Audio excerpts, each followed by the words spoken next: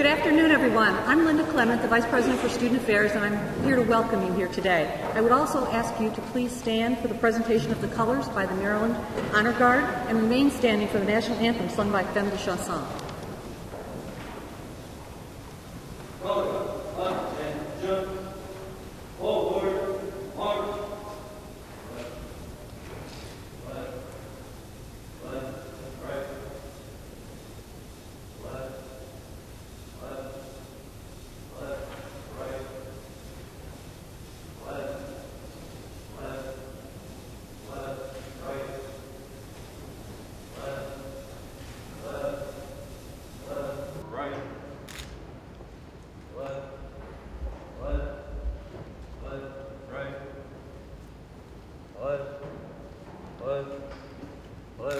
Right. Mark time. March. Left, left, left, right. Color guard. Halt. Colors. Face. Present. Arms.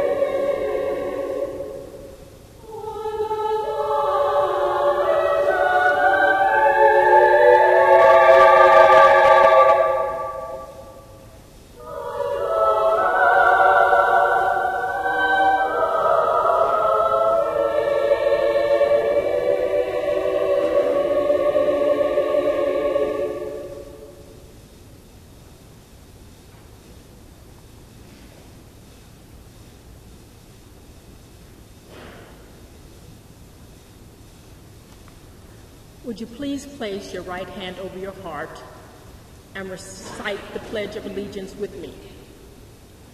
I pledge allegiance to the flag of the United States of America and to the republic for which it stands, one nation, under God, indivisible, with liberty and justice for all. Thank you.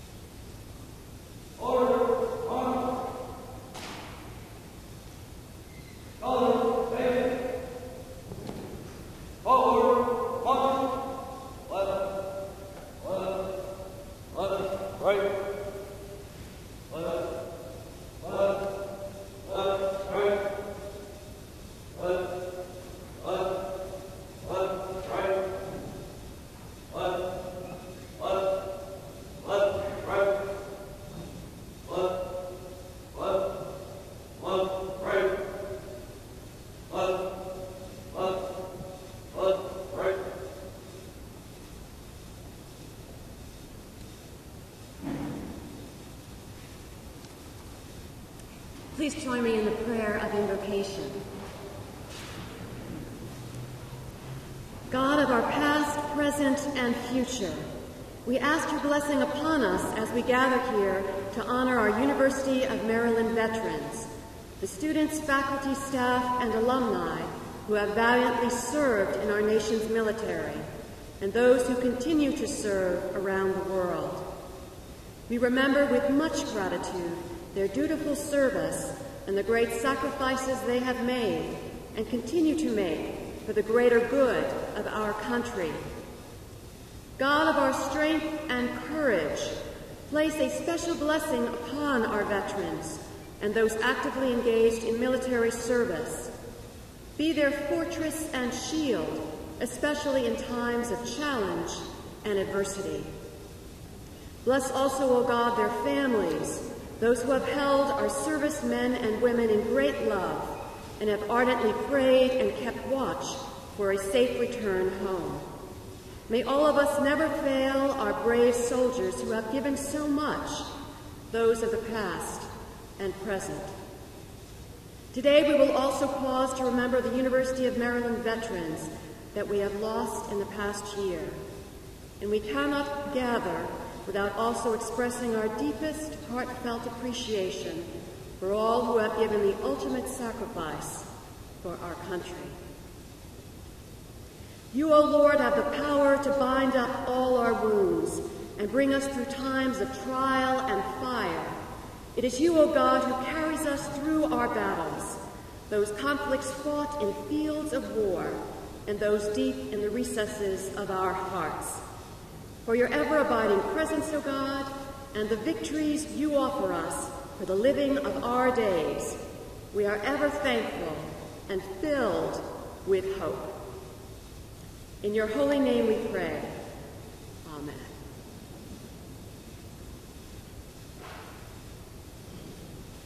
Thank you, Holly, Valarie Austin for leading us in the pledge, the Femme de Chanson, and our Maryland National Guard. Please be seated.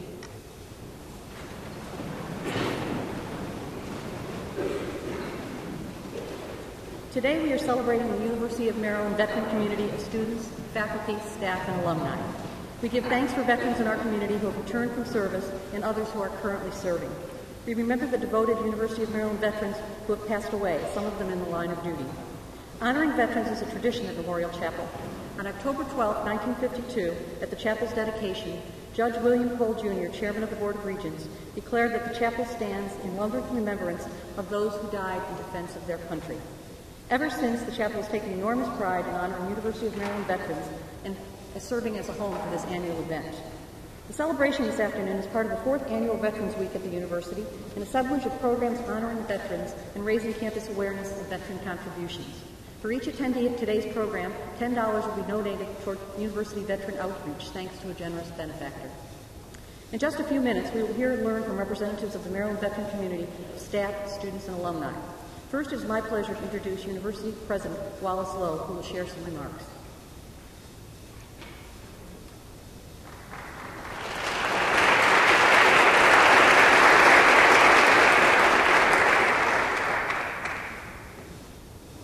Good afternoon. Thank you for coming to this Veterans Day celebration. President John Kennedy was fond of quoting the lines found in an old sentry box at Gibraltar. God and the soldier all men adore, in time of trouble and no more. For when war is over and all things righted, God is neglected and the soldier slighted. Veterans Day is the day that we set aside each year to ensure the United States, our veterans, are never slighted. It's a day that's a powerful reminder of our debt to our veterans. It's a day we honor the people who have defended our country, our way of life, and our freedom.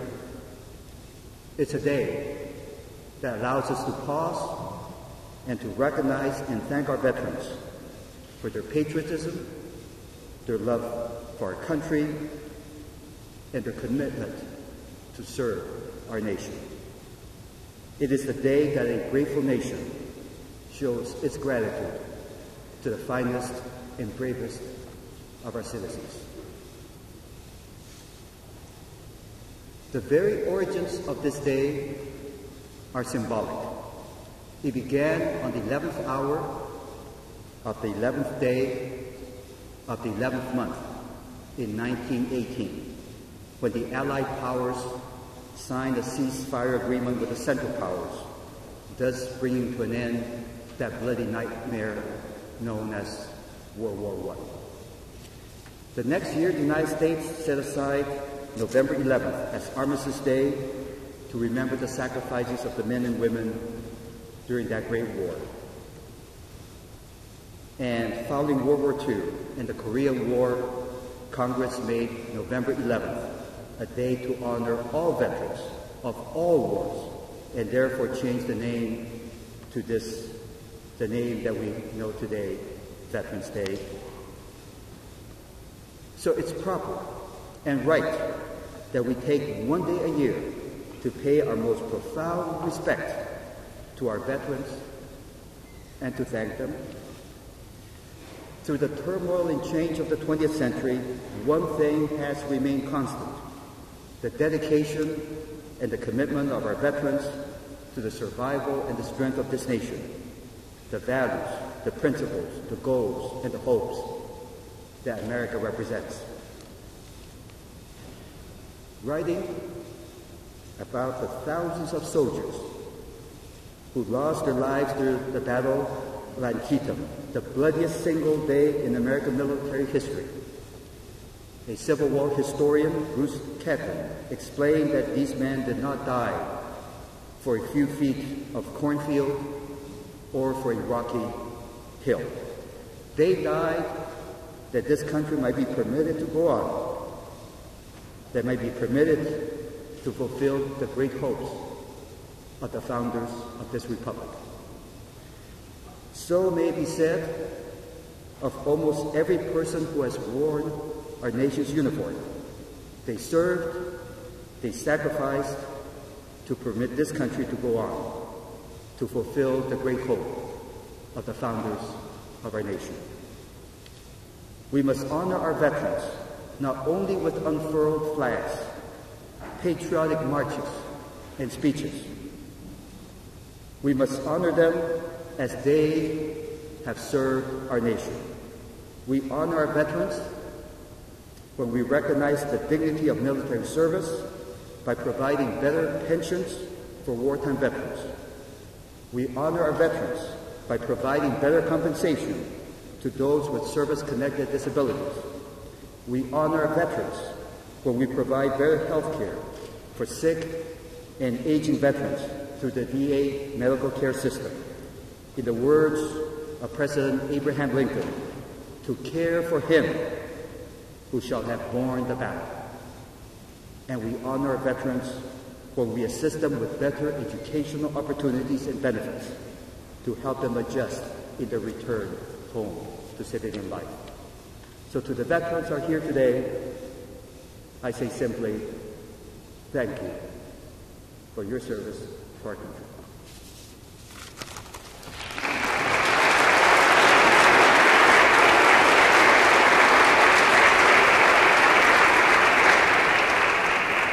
Thank you, Dr. Loh, for being with us today and for sharing those wonderful words. It's my pleasure to welcome to the podium our colleague, Mr. Rick Herring, who will be sharing his reflections on his time in the United States Army and his life since serving. Mr. Herring is a relative newcomer to our turf world, coming to the University of Maryland in 2009 as director of the University Career Center and the President's Promise. In that important role, he leads and manages career services for a wide array of academic programs. Previously, Rick worked for 2 decades at Miami University in Ohio, where he was director of career planning and placement. Rick grew up in Detroit and completed his bachelor's degree in English and psychology at Central Michigan University. He was a commissioned second lieutenant in the U.S. Army in 1971 and served 7th and 8th Infantry Divisions for 6 years and in later years as captain. Rick left to complete graduate work in the College Student Personnel Services program at Bowling Green State University. We are eager to hear his perspectives as a veteran and also as an individual who assists veterans in career development. Please welcome Rick Herron, a dedicated member of the university staff.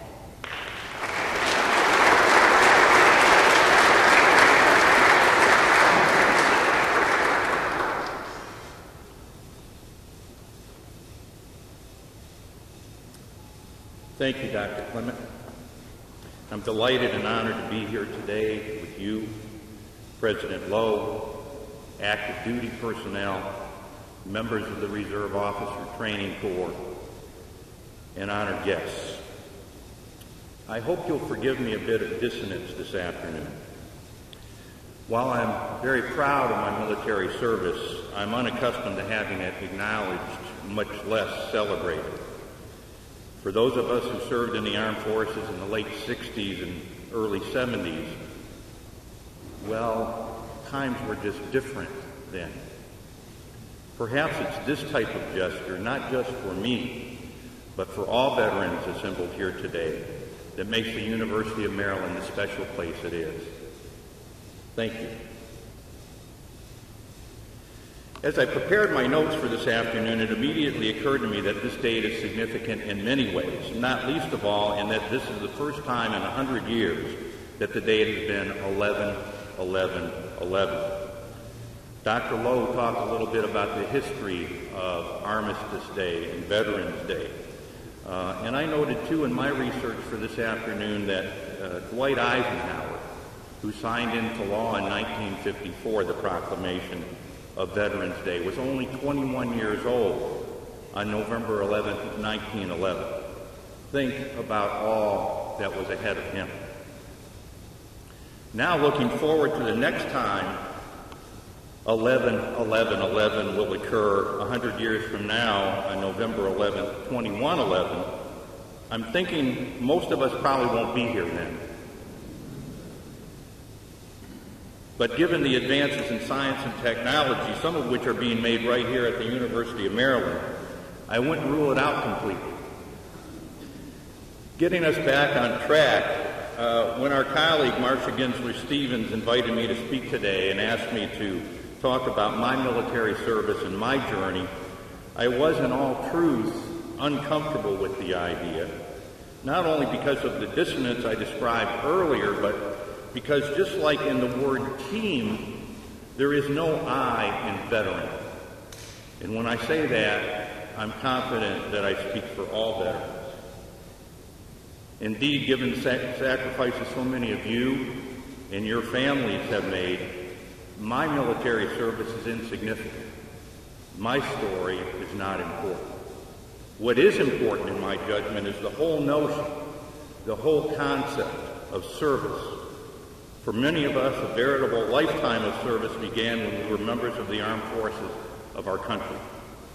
And while there are very few things in life, at least as I've experienced it, that compare with the rigors and challenges of military service, the seed for what has become that lifetime of service was sown way back during our basic training days.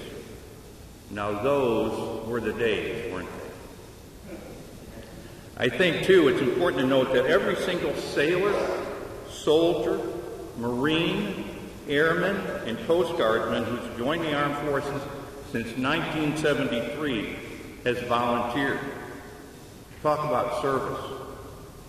This may also account for the fact that only about 1 in 10 adults in our country has served in the military. Again, talk about service. And looking back, it was while we were in the military that we pledged ourselves to a purpose greater than ourselves, where we learned the importance of mission, the importance of looking out for each other, the burdens and the rewards of sacrifice, the lessons of discipline, and ultimately the meaning of accountability. One of the things I found is that once these qualities are instilled in us, they stay with us. And this may be what sets veterans apart. As the director of the University Career Center and the President's Promise, I have what I consider to be the best job on campus. With all due respect to my senior colleagues who probably think they have the best job on campus, I have the opportunity to interact every single day with some of the most talented and diverse students we have as they make meaning of their academic journey and life experience and chart their course for life beyond Maryland.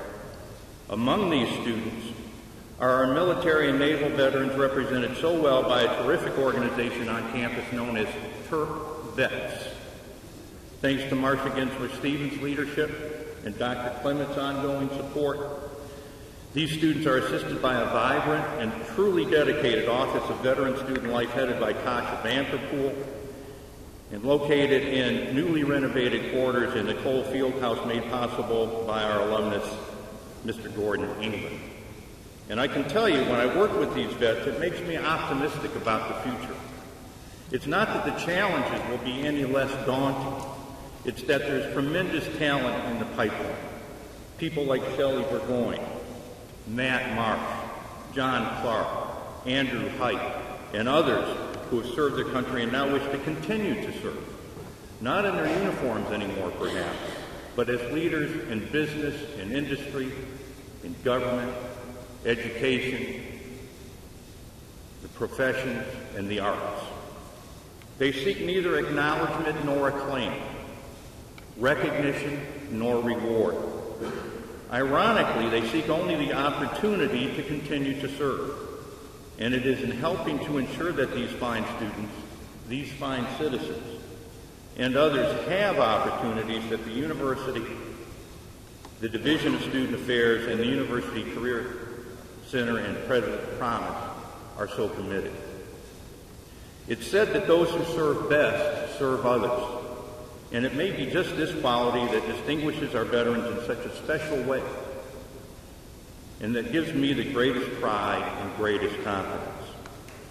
This is a special day indeed, not only because 11-11-11 will not occur for another 100 years, but because we're surrounded on this day, without exception, by those who know the true meaning of service. I salute you, and I wish you continued success.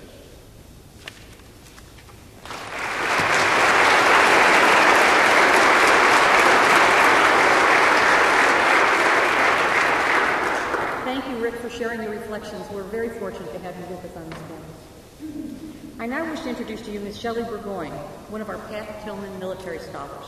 Raised in Arizona, Shelley earned a ROTC commission from the University of Arizona and hopes one day to return home to work in local and state government. She proudly served for 8 years in the United States Army, including 2 tours in Iraq.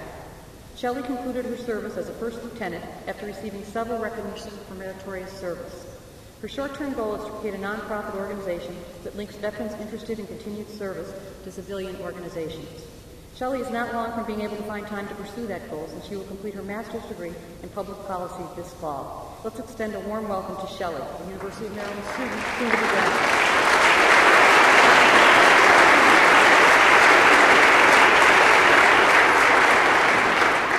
Thank you, Dr. Clement and Dr. Loh, for inviting me to speak this afternoon. And thanks to all of you for taking the time to come out to Memorial Chapel this afternoon and honor our veterans at College Park and throughout the nation, especially during this time of war.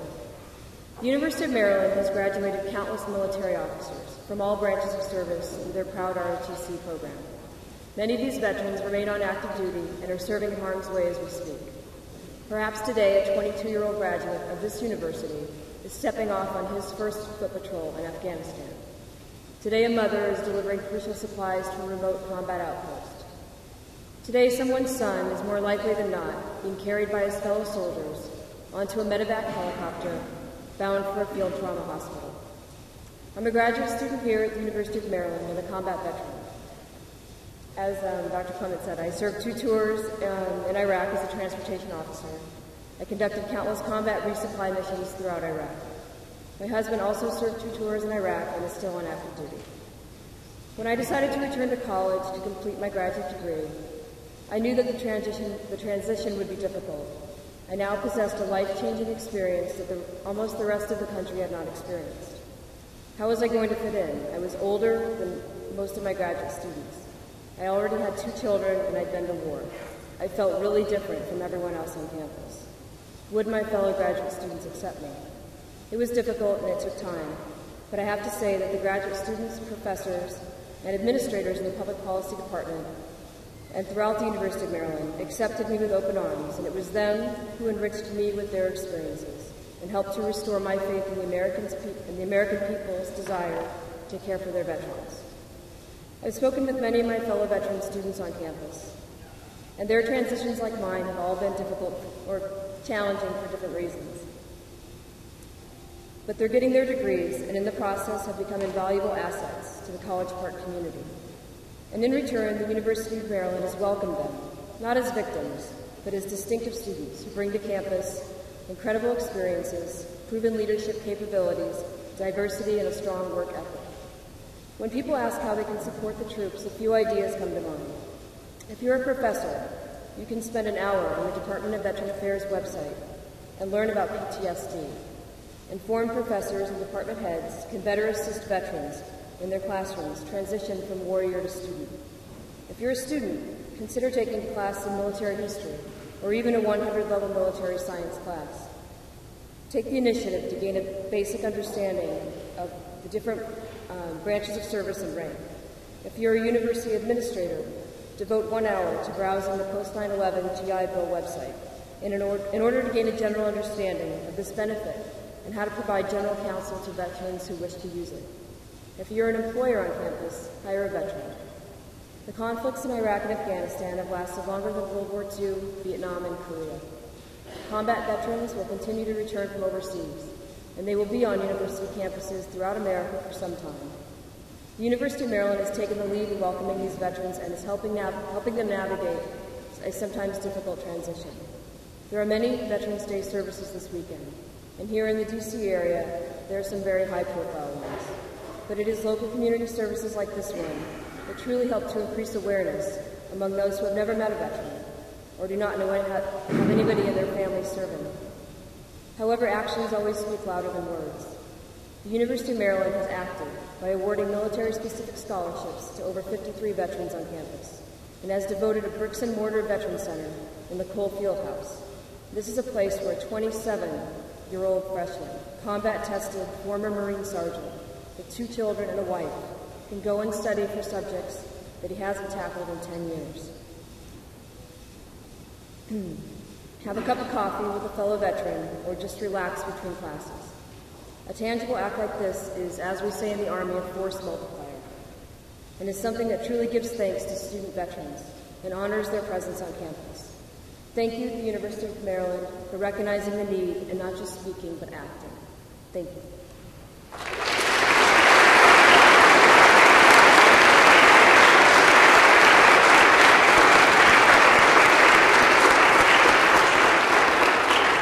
Thank you, Shelley, for being here today and sharing your story, and we're fortunate to have you among us. Thank you. Our final speaker today is Edward M. Downey. Edward Downey was raised in College Park and graduated from the University of Maryland in 1952. Interestingly, the year the Memorial Chapel was dedicated. Commissioned as a second lieutenant in the Air Force, he was immediately called up for active service. As his first assignment, he worked as a personnel officer at Andrews Air Force Base in Virginia. While attending personnel officer school at Scott Air Force Base in Illinois, he received orders to ship out to Korea, where he was part of the 51st Fighter Headquarters Wing. In the last 40-plus years, Ed's career as an entrepreneur has centered on the military. He and his wife, Loretta, in the first row here, formed their first business in Chicago in 1969, when they began publishing a magazine for military wives. Gradually, the editorial focus shifted into military lifestyle publication known as Military Life. The couple went on to form Downey Communications and eventually launched the company Empower It, which analyzes sales trends in the military market. Throughout his busy career, Ed, fortunately for us, has retained his ties to his alma mater, serving as a member, now retired, of the Board of Trustees of the University of Maryland. Let's welcome Ed Downey, a 1952 alum.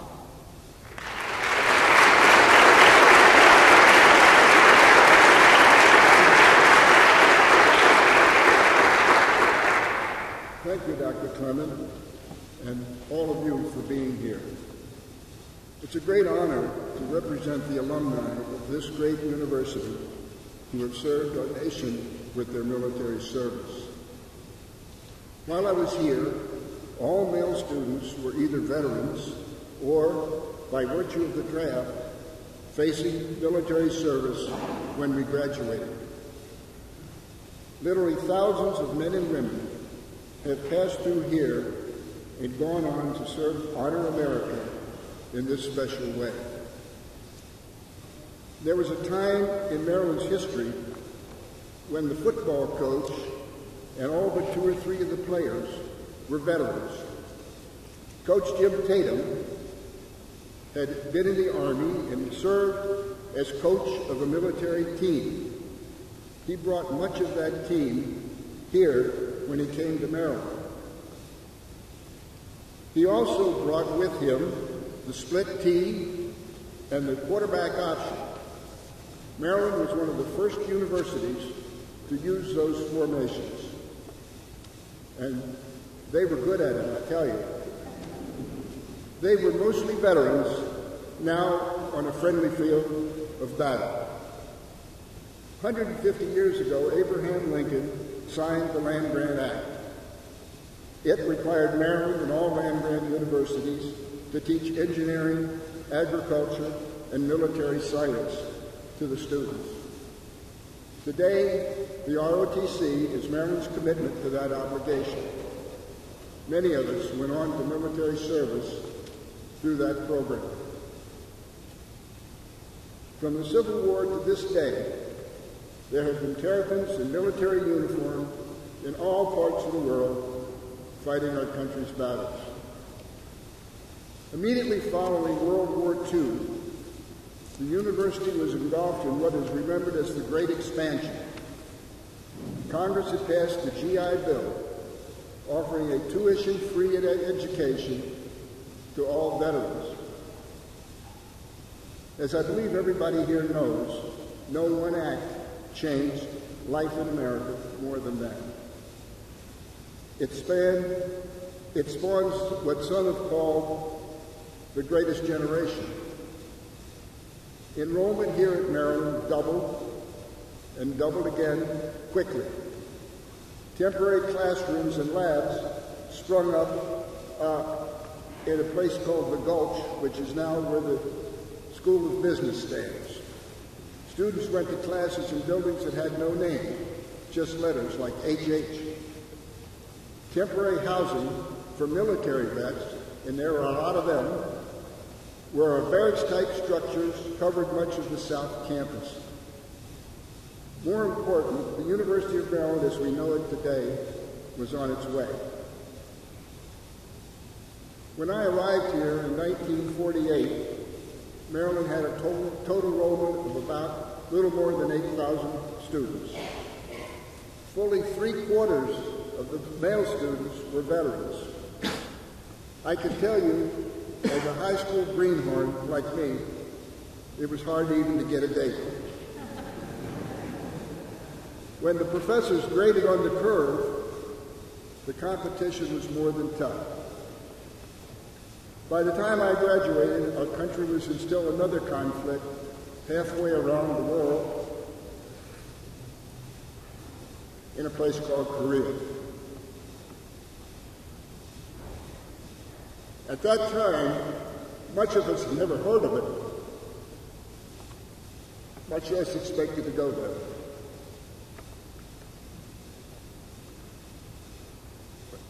Maybe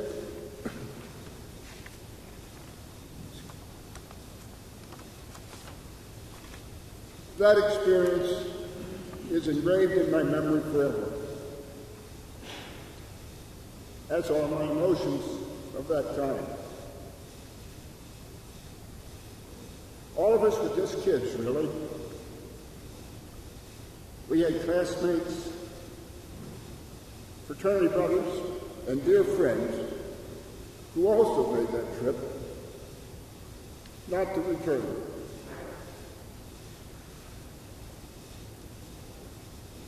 That is the terrible price of war. All those who've made it are the ones, to our sorrow, that we honor this day. It is truly a day to remember them. May we remember that they too were Terps, They shared the high hopes and aspirations of the many who come here to learn and prepare for the future, a future that never came to them. As we do so, may we also remember all who have served or are serving now today, and especially those who return home as wounded warriors.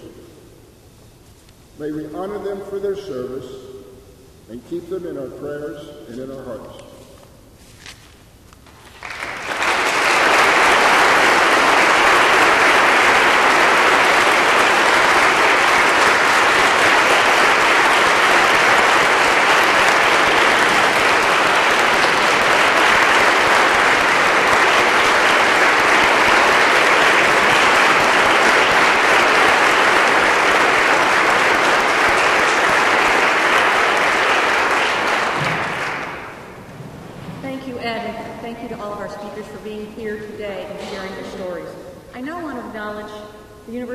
Veterans that we have lost in the past year.